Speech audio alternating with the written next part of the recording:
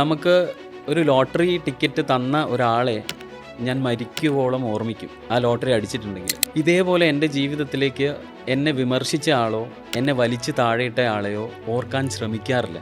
അതെന്നും എൻ്റെ ശത്രുപാളയത്തിലായിരിക്കും ആളുകൾ. ഇപ്പോൾ രാമായണമായാലും മഹാഭാരതമായാലും മാർക്കണ്ഡേയ പുരാണത്തിലെ ഏടുകളായാലും വായുപുരാണം, ഏത് പുരാണമാവട്ടെ, ഇതിഹാസമാവട്ടെ, ഇതൊക്കെ നമ്മൾക്ക് കൈമാറിയത് ഒരുപാട് ശാസ്ത്ര തത്വങ്ങളെയാണ്. ശരിക്കും അന്ന് തന്ത്രശാസ്ത്രം നമ്മൾക്ക്, അല്ലെങ്കിൽ ആഗമശാസ്ത്രങ്ങളിലൂടെ നമ്മൾ കണ്ടെത്തിയ ക്ഷേത്രം എന്ന ആ മഹാപ്രസ്ഥാനം ഇന്ന് വെറും അന്ധവിശ്വാസത്തിൻ്റെ കേന്ദ്രമായി മാറിക്കൊണ്ടിരിക്കുകയാണ്.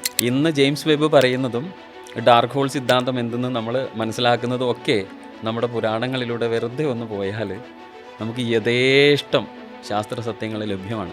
പശുത്വ ബോധമുള്ള അഷ്ടപാശങ്ങളാൽ ബന്ധിക്കപ്പെട്ട ഞാൻ ആ പാശങ്ങളെ അഴിച്ചു മാറ്റിയാൽ ഞാനൊരു വീരൻ എന്ന ഭാവം എന്നിൽ ഉറങ്ങിക്കിടക്കുന്നുണ്ട്. ആർത്തവ കാലത്ത് ഈശ്വരനെ ചിന്തിക്കാൻ പേടിച്ച ആളുകളുണ്ടായിരുന്നു, ചിന്തിക്കാൻ പേടിച്ച ആളുകൾ. യഥാർത്ഥത്തിൽ ആ ആർത്തവ കാലഘട്ടമാണ് യഥാർത്ഥത്തിൽ തന്നിലെ ഈശ്വരൻ വിരിഞ്ഞു നിൽക്കുന്നതെന്ന് പോലും അവർക്ക് തിരിച്ചറിവുണ്ടായി. ഒരു പരിധിവരെ യൂണിവേഴ്സിൽ നോക്കിയാൽ നമ്മുടെ മനസ്സിൽ ഉത്തരം കിട്ടാത്ത ചോദ്യങ്ങൾ ഉണ്ടെങ്കിൽ ഏറ്റവും best method just be free and watch the nature.